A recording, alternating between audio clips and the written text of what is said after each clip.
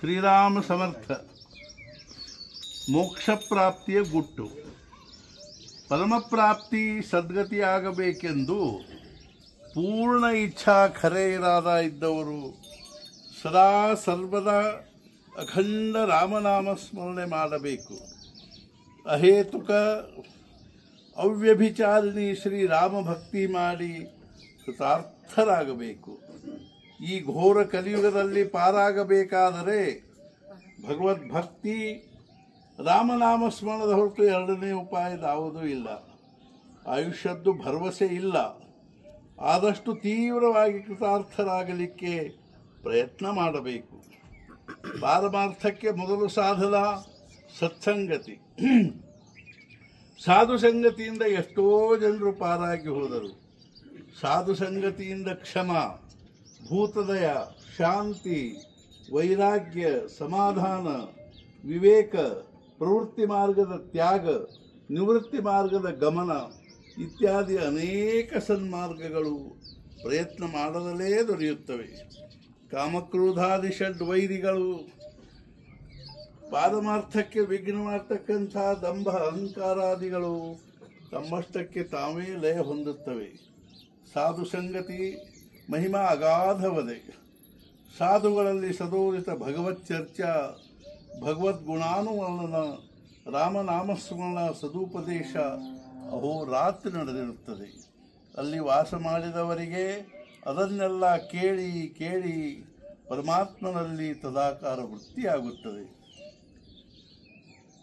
ಪರಮಾತ್ಮನಲ್ಲಿ ವೃತ್ತಿಲಯವಾದರೆ ಜೀವನ್ ಮುಕ್ತನಾಗುತ್ತಾನೆ. ವಿಷಯಾಕಾರ ವೃತ್ತಿಯಿಂದ ಬಂಧ, ಪರಮಾತ್ಮನಾಕಾರ ವೃತ್ತಿಯಿಂದ ಮೋಕ್ಷ. ವೃತ್ತಿಗೆ ವಿಷಯದ ಸಂಬಂಧವಾಗದೇ ಇರಲಿಕ್ಕೆ ಸದೋದಿತ ಭಗವದನುಸಂಧಾನವೇ ಕಾರಣ. ಕೂತಾಗ, ನಿಂತಾಗ, ಮಲಗಿದಾಗ, ಹೋಗುವಾಗ, ಬರುವಾಗ ಸದಾ ಸರ್ವದಾ ರಾಮ ಧ್ಯಾನ ಮಾಡುತ್ತಿರಬೇಕು. ರಾಮನಾಮ ಬಿಟ್ಟು ವಿಷಯದ ಕಡೆಗೆ ಹೋಗಲಿಕ್ಕೆ ವೃತ್ತಿಗೆ ಸೌಡು ಕೊಡಬಾರದು. ಹೇ ರಾಮ, ಹೇ ದಯಾನಿಧೆ, ನನ್ನ ಎಂದು ಉದ್ಧಾರ ಮಾಡ್ತೀವಿ? ನಿನ್ನ ಸಗುಣ ಮೂರ್ತಿ ಎಂದು ಕಂಡೇನು? ರಾಮ, ತೀವ್ರ ದರ್ಶನ ಕೊಡು. ನಿನ್ನ ದರ್ಶನ ಆಗದ ಹೊರತು ಚೈನ ಇಲ್ಲ. ರಾಮ, ನಾನು ಅಗಾಧ ಪಾಪಿ ಇದ್ದೇನೆ. ನನ್ನಂಥ ಕೆಟ್ಟವರು ಜಗತ್ತಿನಲ್ಲಿ ದಾರೂ ಇಲ್ಲ. ಹೇ ದಯಾ ಸಮುದ್ರ, ಶ್ರೀರಾಮ, ತೀವ್ರವಾಗಿ ಭವಸಮುದ್ರವನ್ನು ದಾಟಿಸು.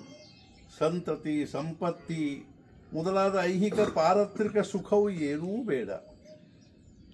ನಿನ್ನ ಪಾದದಲ್ಲಿ ದೃಢ ಭಕ್ತಿ ಕೊಡು.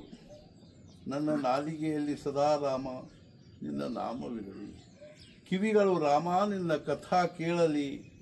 ಮಸ್ತಕವು ರಾಮ ನಿನ್ನ ಪಾದಕ್ಕೆ ಸಾಷ್ಟಾಂಗ ಹಾಕಲಿ.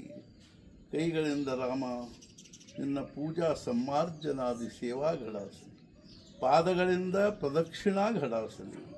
ರಾಮ, ನಾನು ಅಜ್ಞಾನಿ ಇದ್ದೀನಿ, ಏನೂ ತಿಳುವಳಿಕೆ ಇಲ್ಲ. ನೀನೇ ನನ್ನ ಹೃದಯದಲ್ಲಿ ನಿಂತು ನಿನ್ನ ಪಾದದಲ್ಲಿ ಪ್ರೇಮ ಹುಟ್ಟುವಂತೆ ಮಾಡು. ಶ್ರೀರಾಮ, ನಿನ್ನ ಹೊರತು ನನಗಾರೂ ಆಧಾರವಿಲ್ಲ. ನೀನೇ ನನ್ನ ತಂದೆ, ತಾಯಿ, ಬಂಧು ಬಳಗ.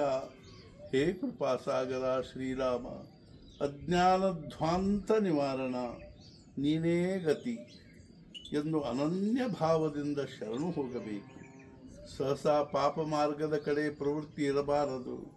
ಸುಳ್ಳು ಕೆಲಸಕ್ಕೆ ಹೋಗಬಾರದು. ಜನರು ನಿಂದ ಮಾಡಿದರೆ ವಿಷಾದ ಪಡಬಾರದು. ಸ್ತುತಿ ಮಾಡಿದರೆ ಹರ್ಷ ಪಡಬಾರದು. ಜನರ ನಿಂದಾ ಸ್ತುತಿ ಮಾಡಬಾರದು. ಸರ್ವತ್ರದಲ್ಲಿ ಪರಮಾತ್ಮನಿದ್ದಾನೆ. ಹೆಂಡರು, ಮಕ್ಕಳು, ಮನಿ, ಹೊಲ, ಸಂಪತ್ತಿ ಮೊದಲಾದ ದೃಶ್ಯ ಪದಾರ್ಥ ಮಿಥ್ಯಾ ಎಂದು ತಿಳಿಯಬೇಕು. ದೇವರು ಒಬ್ಬನೇ ಶಾಶ್ವತ. ಅಹೋರಾತ್ರಿ ರಾಮ ಭಜನೆಯಲ್ಲಿಯೇ ಕಾಲಕ್ರಮಣ ಮಾಡಬೇಕು.